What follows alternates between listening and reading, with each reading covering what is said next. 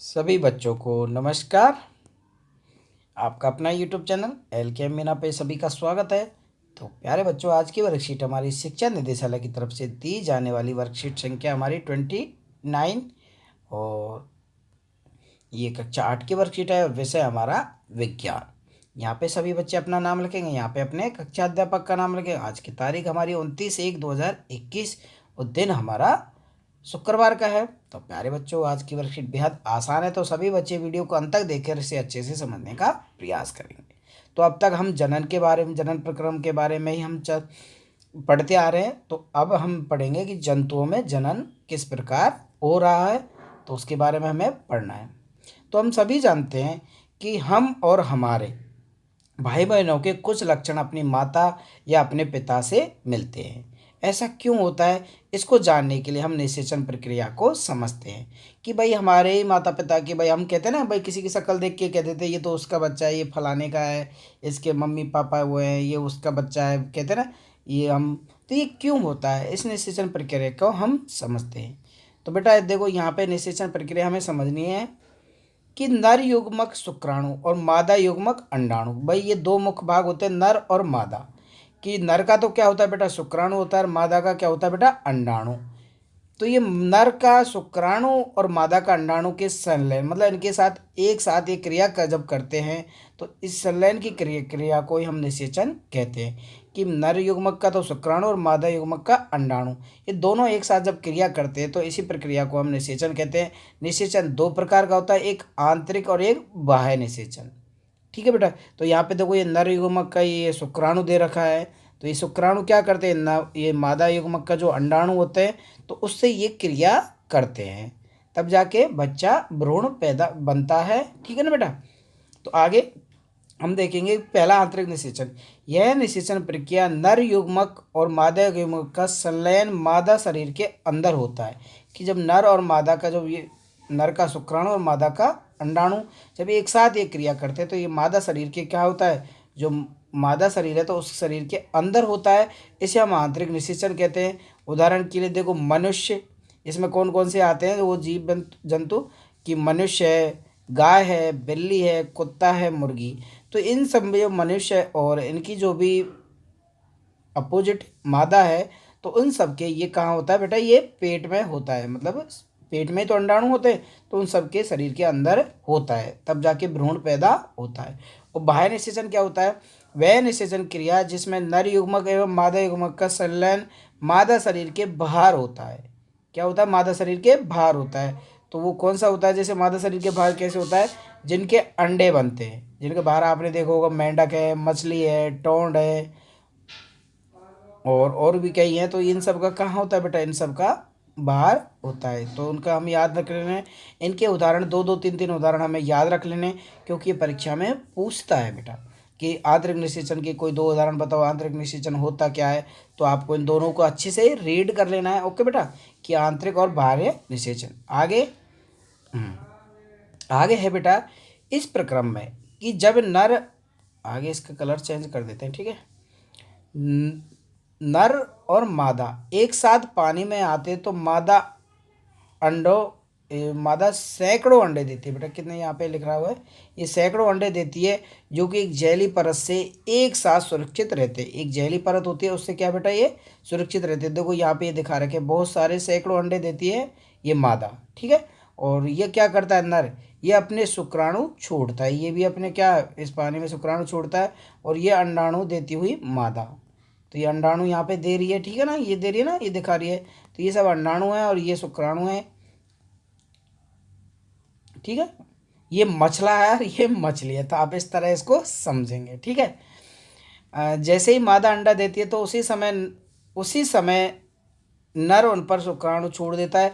प्रत्येक शुक्राणु उनकी पूंछ की मदद से इधर उधर क्या करते हैं, तैरते हैं। जैसे ही शुक्राणु अंडाणु के संपर्क में आते हैं, जिसके फलस्वरूप निषेचन होता है। यहाँ निषेचन जल में होता है। बेटा कहाँ होता है, जल में। मछली वाला और मछला वाला कहाँ होता है बेटा, ये जल में होता है। ठीक है ना बेटा। मादा शरीर के बाहर तो सामान्य जलीय जंतुओं में होता है, और जो मादा शरीर के बाहर तो ये सामान्य जलीय जंतुओं में होता है ज़्यादातर। तो आप इस प्रक्रम को इस प्रकार समझेंगे। जो बाहरी निषेचन होता है तो मछली का उदाहरण देकर आपको समझाया गया, तो आप समझ में आ गया होगा आपके कि मादा क्या करती है, अंडाणु छोड़ती है और उसी समय नर भी शुक्राणु छोड़ता है। तो ये दोनों इधर उधर क्या है, ये शुक्राणु अपनी पूंछ की मदद से इधर उधर तैरते रहते हैं और जैसे ही ये अंडाणु के संपर्क में आते हैं तो इन दोनों में क्या होता है बेटा, इन दोनों में निषेचन की क्रिया हो जाती है और निषेचन जल में ही होता रहता है। ठीक है, तो उस प्रकार इनके बच्चे जन्म लेते हैं। आगे, क्या आपने परकनली शिशु के बारे में सुना? क्या आपने जो परकनली शिशु के बारे में सुना कि ये कैसे क्या होता है, कि कुछ स्त्रियों में अंडवाहिनी अवरुद्ध होती है, कि जो कई स्त्री होती है, कई देखते हैं ना आप, कई कई स्त्रियों के बच्चे नहीं होते, काफ़ी साल हो जाते हैं, 4 4 5 5 6 6 10 10 साल, 15 15 साल उनकी शादी को हो जाते हैं। तो किसके कारण नहीं होते तो उसके बारे में हम जानेंगे। तो उनके माध्यम में उनका भी एक उपाय उन्होंने सोच लिया वैज्ञानिकों ने हमारे, कि परकनली शिशु के बारे में। कुछ स्त्रियों में अंडवाहिनी, जो अंडे, जो मादा शरीर के अंदर जो अंडे बनते हैं तो वो क्या बंद होती है, अवरुद्ध का मतलब बंद होती है। ऐसी स्त्रियां शिशु उत्पन्न करने में क्या होती है बेटा, असमर्थ होती है, क्योंकि निषेचन के लिए शुक्राणु मार्ग अवरुद्ध होने के कारण अंडाणु तक नहीं पहुंच पाते। जो नर के अंडाणु है तो वो उन स्त्रियों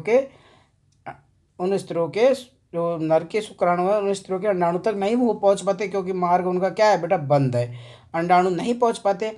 ऐसी स्थिति में डॉक्टर चिकित्सक अंडाणु एवं शुक्राणु एकत्र करके उचित माध्यम में कुछ घंटों के लिए साथ रखते हैं, फिर जिसे ये बेटा इसको याद रखना है, जिसे IVF अथवा इन विट्रो निषेचन, शरीर से बाह्य कृत्रिम निषेचन हो सके।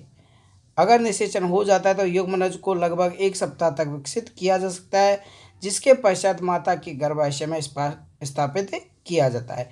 ये परक नली के माध्यम से ही फिर उनको बच्चे का भ्रूण बनता है। माता के गर्भाशय में भ्रूण पूर्व विकसित होता है तथा शिशु का जन्म सामान्य शिशु की तरह ही होता है, कि ये बाह्य तैयार किया जाता है। इस तकनीकी द्वारा जन्मे शिशु को हम परकनली शिशु कहते हैं। यह मिथ्या है कि शिशु परकनली का विकास परकनली में नहीं होता। ये मिथ्या मतलब झूठ है, शिशु का विकास परकनली में नहीं होता। ठीक है ना बेटा, तो आपको ध्यान रखना है कि मादा के शरीर में होता है, लेकिन इसका पहले युग्मनज कहाँ तैयार किया जाता है, 1 सप्ताह तक बाहर विकसित किया जाता है, फिर माता के गर्भाशय में इसे स्थापित किया जाता है। तो आपने देखा होगा कि स्त्रियों की जो बजे तो वे सब इस इन विट्रो निषेचन के माध्यम से ही संभव हो पाया है, कि जो परख नली वाला है। तो इसको हमें बिल्कुल याद कर लेना है कि किस माध्यम से फिर वो जैसे ऐसी औरतें तो उनको बच्चे पैदा किए जाते हैं। ओके बेटा, तो इस तरह आपकी ये वर्कशीट कंप्लीट होती है। तो अब हम देखते हैं कि इसके क्वेश्चन आंसर। निषेचन किसे कहते हैं? यह प्रक्रिया मादा जनन के किस भाग में होती है? तो आपको इसने पढ़ा, ये रहा निषेचन। तो पहले क्वेश्चन का आंसर हम यहाँ से लिखेंगे कि नर युग्मक और मादा युग्मक अंडाणु के संलयन की क्रिया को क्या कहते हैं? निषेचन कहते हैं। ठीक है ना बेटा। तो और ये पूछ रहा है कि मादा के भाई किस भाग में होती है, तो आप सभी को पता है कि भाई मादा की ये शरीर में होती है, आंतरिक शरीर, ये मादा शरीर के अंदर होता है। ठीक है ना बेटा, तो इसको हमें याद करना है भाई। ये अंडाणु वाले जो भाग है तो उसी भाग में मादा जनन के किस भाग में होती है? अंडाणु वाले भाग में होती है। ठीक है। आंतरिक निषेचन और बाहरी निषेचन में दो अंतर हमें बताने, तो यहाँ पे देखो ये दो अंतर यहाँ पे अच्छे से दिए हुए हैं, तो आपको इनको समझना है कि ये पहला निषेचन भाई नर युग्मक और मादा युग्मक का संलयन शरीर के अंदर होता है, और इनके दो अंतर भाई ये मनुष्य, गाय, बिल्ली, कुत्ता आदि। तो इन दोनों का आंसर को आप करेंगे अच्छे से। ठीक है, ये हमारे दूसरे क्वेश्चन का आंसर हो जाएगा। तो इसमें अच्छे से समझाया गया है। ठीक है, और इसका चित्र भी आप बना सकते हैं। ओके, अब देखते हैं हम तीसरा क्वेश्चन क्या है कि रिक्त स्थानों का, यहाँ पे तीसरा रिक्त स्थान हमें पूछ रहा है शुक्राणु और अंडाणु का संलयन क्या कहलाता है? बेटा ये हमारा निषेचन कहलाता है। क्या कहलाता है? निषेचन। निषेचन कहलाएगा। गाय व मनुष्य में मादा के शरीर में होता है। माँ कहाँ होता है? मादा के शरीर में निषेचन होता है। अंदर ही तो होता है बेटा, शरीर में अंदर निषेचन होता है। ठीक है ना। बाह्य निषेचन कौन कौन से जंतुओं में होता है? तो आपने पचला कि मेंढक है, मछली है और टांड है। ठीक है, बाह्य निषेचन, भाई इन शरीर का हम नाम लिख देंगे यहाँ पे, मैं यहाँ पे लिख देता हूँ, ठीक है। मछली, मेंढक, तो बाहरी होता है।